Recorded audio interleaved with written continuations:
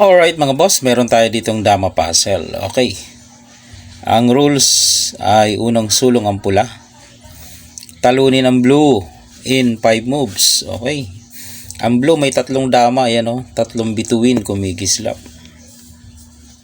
Samantala ang pula, isa lang dama nasa taas. Okay. So dito mga bossing, ang blue pababa, yung mga piyon. Ang pula naman ang piyon, pataas yan. Okay. So, paano nga ba tatalunin ang blue?